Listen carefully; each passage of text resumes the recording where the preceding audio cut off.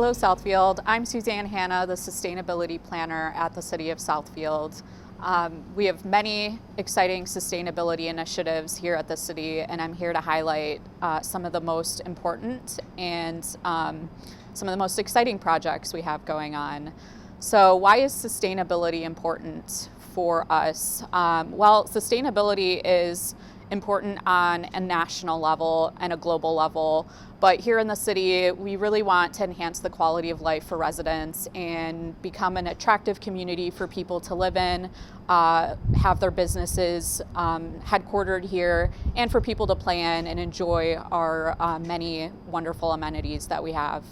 So one of the most exciting projects that we have going on is our recycling initiatives. They've been around for quite some time, but the city now is really bringing to the forefront how exciting and important it is to recycle your materials.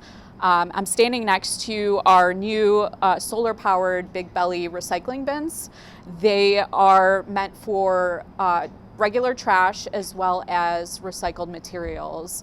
So we have a lot of great messaging on the panels to let you know what is allowed to be recycled and most importantly what isn't. You have to be really careful with what you put in the recycling section of the bins, because if it gets contaminated, ultimately that will go straight to the landfill and will be unable to be recycled in the recycling facility. So these are unique in the sense that there are solar panels on top of them, so we encourage people to not place anything on top of these.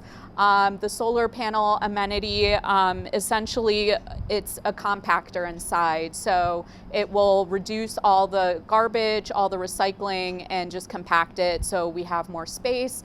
Our maintenance workers will have to empty it out less often, and it's a reflection of renewable energy. It's not plugged into anything.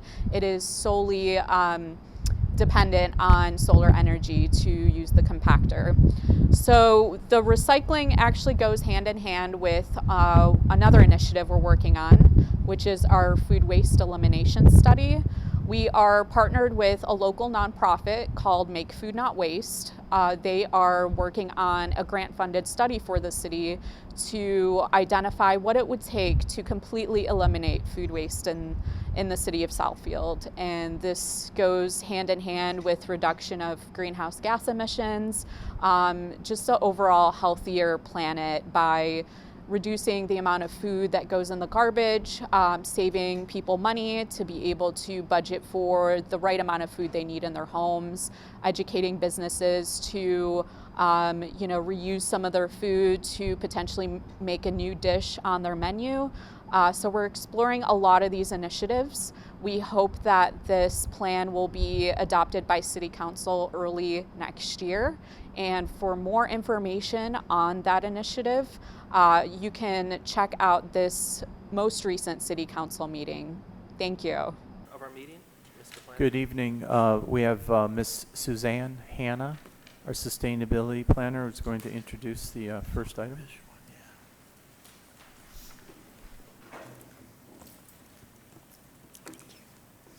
Good evening, Council. Souzan Hanna, Sustainability Planner with the City of Southfield. Today, I'm going to go through some sustainability updates very quickly. I do have a guest speaker for you as well, and I'll introduce her shortly after these next few slides. The first program that I'd like to acknowledge is the Charging Smart program. The City of Southfield has been awarded a bronze designation for the Charging Smart program, which adds to another sustainability credential for the City of Southfield. It is a technical assistance program that is funded by the Department of Energy. We had about a 9-month period to assess various policies, strategies, planning efforts regarding electric vehicle adoption and EV charging stations. And I'm proud to say that Southfield is the first city in the state of Michigan to earn this designation.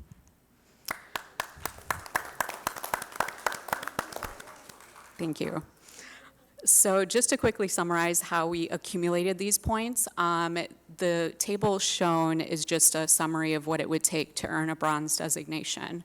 There are 6 different categories in which you can earn points. The team and I have, evaluated every one of these categories, and our strongest point category was in education and incentives and government operations. So what we're doing here with trying to electrify our fleet, implementing EV charging stations here at the city campus earned us a lot of points. I will say the things that we are deficient in is regulation. We don't have any policies that mandate any EV infrastructure. So that is a goal of ours, is to start coming up with policies to require them. So as I mentioned, this entire program is funded by the United States Department of Energy, and there are 2 nonprofits that lead this effort. So representing the city of Southfield, I had to engage with the Great Plains Institute as well as the Interstate Renewable Energy Council. They hosted several technical assistance webinars that we we're able to gain a lot of information on how to obtain this designation, how we move forward as a city with EV adoption. It was very, very helpful. The staff at these 2 nonprofits were quite responsive, and I look forward to working with them so we can hopefully earn, a silver designation in the future. So some future goals, as I had mentioned, we need to establish some policies regarding EV chargers, whether it be incentives for new developments or just acknowledging that we need to establish some sort of goal to electrify, the city's fleet. We need to increase public charging infrastructure on city-owned property. It's not enough to just have it on city campus. After an inventory was performed, it looked like we have 91 EV chargers in the city, but a large portion of those are on private property. So whether it be an office building who's offering EV charging as incentives for their employees, or a business that has EV charging for customers, which is great, but we need them more in public places like parks, other city-owned properties. And hopefully after our pilot program of electrifying a few of the code enforcement vehicles, we can move towards electrifying our entire fleet. And of course, we have to continue to educate our city staff, the public, and work with students about mobility options in the city to become more sustainable. So with all of that said, I'm proud to say that at the conclusion of 2024, we have managed to earn 3 sustainability designations. We are a Michigan Green Community Gold Certified. We've been acknowledged by the Mayor's Protection Climate Center, which is it's a national organization, and now we have the Charging Smart Bronze designation. So we're going to switch gears here. Related to sustainability, we are going to talk a little bit about our food waste elimination study. This was a study that was presented to council back in December of 2023. It was authorized by council as a 100% grant-funded study that the city of Southfield would participate in for about a year. So it's concluding that 1-year mark. We wanted to provide some updates as to where we're at. So I am going to introduce Danielle Todd, who's the Executive Director of Make Food Not Waste. Make Food Not Waste is a nonprofit based in Detroit, Michigan, and they deal with all things food waste elimination, how to reduce food waste, and I'm very gracious to have worked with them throughout this process. A huge thanks to Fred Zorn and Terry Crode for supporting our efforts.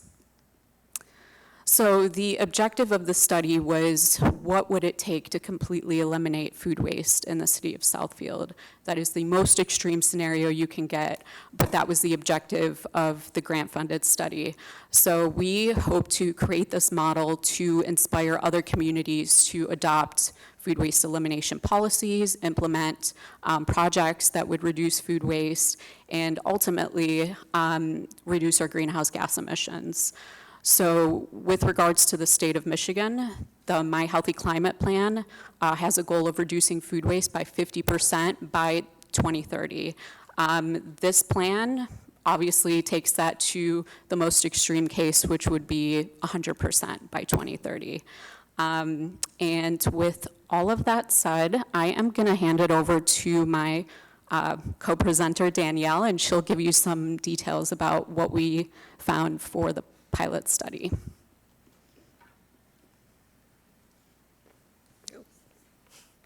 Hi everyone, I'm Danielle Todd, the Executive Director of Make Food Not Waste. I'm so happy to be back here with you after about 9 months to give you an update on what we found. I promise we didn't go through all your garbage, but we did really a thorough review of the situation, and we're here to give you a little bit of an update. So just super quickly, here are some fun facts about the issue of food waste.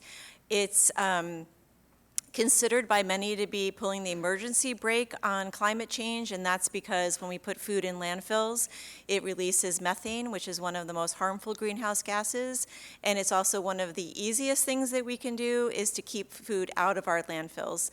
Landfills are about 30% comprised of food, so what we were working on is how we could help Southfield get to the point where you're not sending any food to landfills.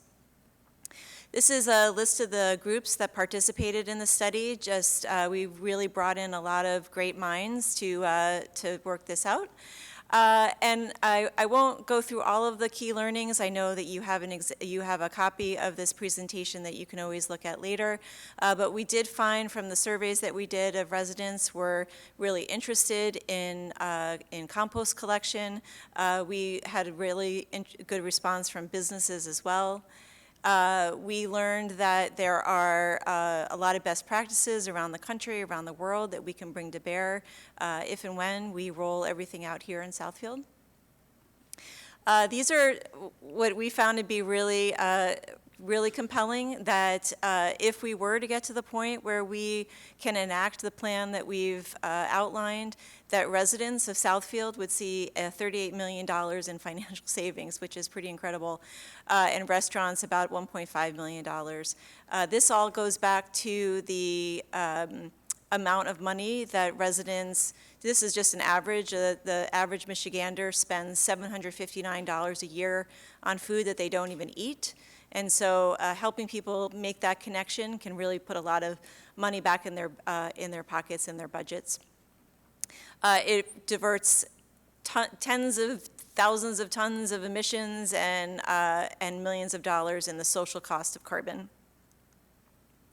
So the plan, which I believe you all haven't seen yet, it's not officially done, but where we are currently, which we can make copies available to you if you want to see it, if you want a preview of the final. But it really outlines the action steps that we would recommend to make this happen.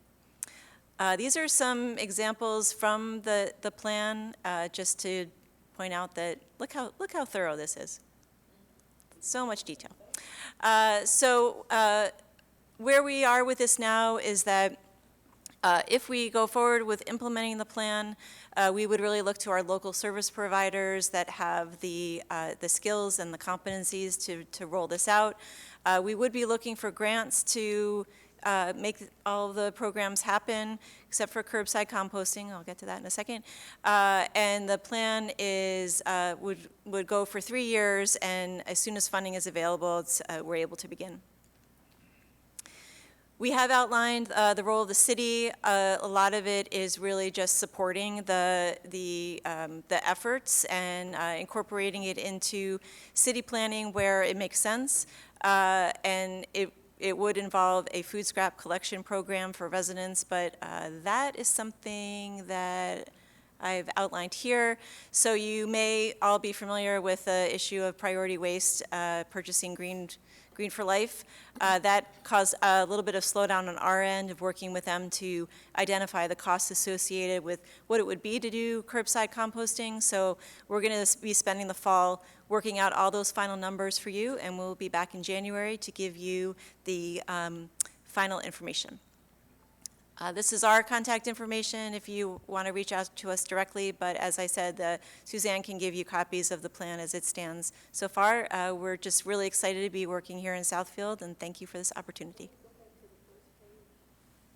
What was the question?